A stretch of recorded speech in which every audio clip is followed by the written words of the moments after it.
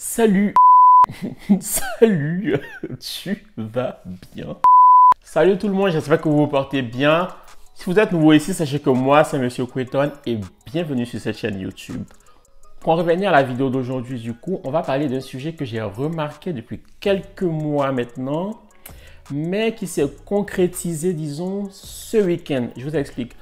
Si vous êtes beaucoup sur les réseaux sociaux, vous n'êtes pas passé à côté du fait que les deux youtubeurs, Carlito et McFly, ont fait une vidéo tournée à l'Elysée avec Emmanuel Macron, le président de la République lui-même. Avant d'aller plus loin, je vais vous demander de vous abonner à ma chaîne, c'est très important, de liker et de partager au maximum cette vidéo et n'oubliez surtout pas de laisser un petit commentaire à la fin de la vidéo. En février dernier, Emmanuel Macron, le président de la République, himself, entre la gestion de la crise sanitaire, la gestion de la précarité chez les étudiants et d'autres enjeux que vous pouvez imaginer, il s'est dit, tiens, et si je lançais un défi aux youtubeurs Carlito et McFly? Je vous lance un défi. Faites une vidéo pour réexpliquer ces gestes, l'importance de les respecter. Et si vous avez 10 millions de vues, je prends un engagement. Vous venez tourner à l'Elysée.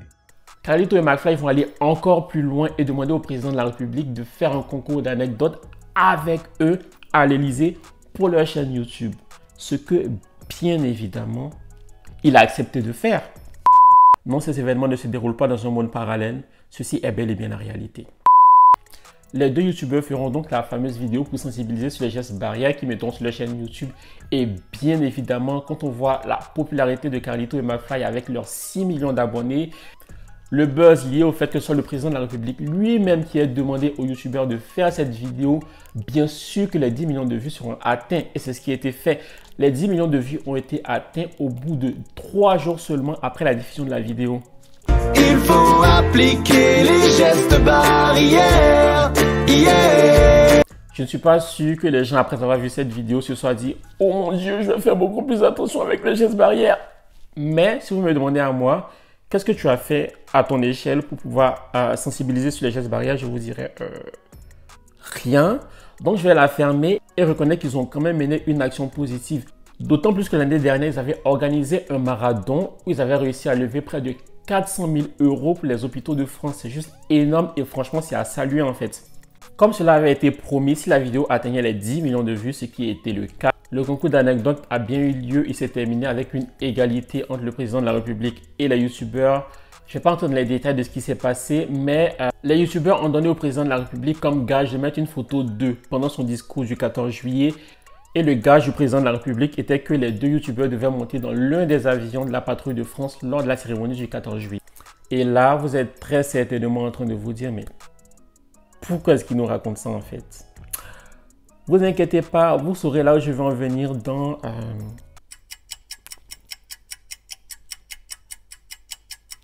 Maintenant, lorsqu'on analyse tous ces événements de façon chronologique, on se rend compte qu'il y a une véritable stratégie derrière tout ça et il y a un véritable calendrier éditorial qui a été mis en place. Je vous explique comment.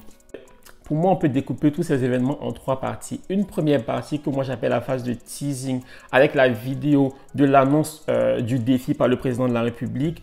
Puis, deuxième étape de la phase de teasing, la fameuse vidéo sur les gestes barrières et surtout le fait de savoir s'ils vont vraiment atteindre les 10 millions de vues ou pas, ce qui a été fait. Une fois que ça s'est fait, on passe à la phase de lancement du coup qui est le gros programme qui a été fait ce dimanche dernier, qui est le fameux concours d'anecdotes.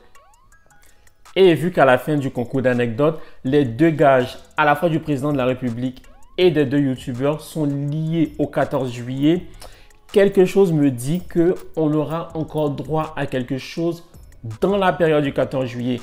Pas forcément le même format, c'est-à-dire concours d'anecdotes, mais on aura forcément quelque chose pour savoir si et le président de la République et les deux youtubeurs ont vraiment réalisé ou accompli leurs deux gages. Donc, il y a une véritable stratégie de communication qui a été faite, qui a débuté en février et qui potentiellement, j'ai dit bien potentiellement, pas sûr, et qui potentiellement sera terminée en juillet.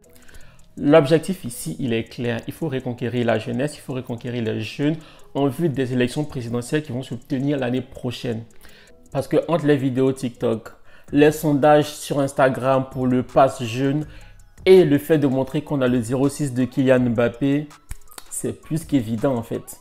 Tout le monde sait qu'en communication, pour toucher une cible ou une population donnée, il faut être là où cette population se trouve. C'est-à-dire, si on veut toucher par exemple des personnes qui aiment le sport, on va cibler ou faire des publicités par exemple dans les magazines ou des médias relatifs au sport. Si on veut cibler des jeunes femmes avec des produits cosmétiques par exemple, on va aller vers des magazines de mode ou ce genre de médias. J'aimerais rajouter quelques éléments à tout ce qui avait été dit précédemment. La relation entre les influenceurs et leur public se base avant tout sur la sympathie, l'admiration et la confiance. Si un influenceur vous recommande un produit et que vous l'achetez, c'est parce qu'au préalable, il y a un lien de confiance qui a été créé entre l'influenceur et vous. Vous l'achetez parce que votre influenceur préféré l'a validé et cela vous rassure dans votre achat. Si Carlito et McFly, qui sont considérés comme étant fun et cool auprès de leur audience, s'associent à Emmanuel Macron pour une activité, cela veut dire par ricochet qu'Emmanuel Macron est lui aussi cool. Et tout cela participe à booster son capital sympathie. On aurait pu penser que le cas de Carlito et McFly est un cas isolé, mais en fait, non. Parce qu'en février dernier, Gabriel Attal, le porte-parole du gouvernement, avait convié à un live Twitch et YouTube des influenceurs et influenceuses tels que Enjoy Phoenix, Fabien ou encore le chroniqueur télé Malek Délégué. Ce beau petit monde de l'influence a été invité pour parler des difficultés rencontrées par la jeunesse, notamment des étudiants lors de la crise sanitaire. Bien que leurs intentions n'étaient pas mauvaises en soi en venant sur ce plateau et que leurs avis étaient plutôt pertinents selon moi en tout cas, notamment de Enjoy Phoenix qui disait par exemple que eux en tant qu'influenceurs, ils ne sont pas forcément à plaindre, contrairement aux étudiants qui, eux, en bavent à cause de la précarité. Malgré cela, c'était quand même été mal perçu auprès du public à raison parce que ces personnes-là ne sont pas légitimes pour parler de difficultés qu'elles ne vivent pas en fait. D'autant plus qu'il y a des étudiants qui sont là, qui existent, qui auraient pu juste être invités pour parler eux-mêmes de leurs difficultés et des problèmes qu'ils vivent au quotidien. On est tous d'accord sur une chose, le monde évolue et les modes de communication évoluent également. Mais est-ce que selon vous, c'est le rôle des influenceurs de faire passer les messages du gouvernement auprès de la jeunesse et vice-versa? Est-ce que ces influenceurs-là sont conscients qu'ils participent parfois à des programmes politiques? Le débat, il est ouvert. N'hésitez pas à me dire ce que vous en avez pensé en mettant un commentaire en dessous de cette vidéo. N'hésitez pas également à vous abonner à ma chaîne, à liker et à partager cette vidéo. Quant à moi, je vous donne rendez-vous très prochainement pour une nouvelle vidéo. D'ici là, prenez bien soin de vous. Bye.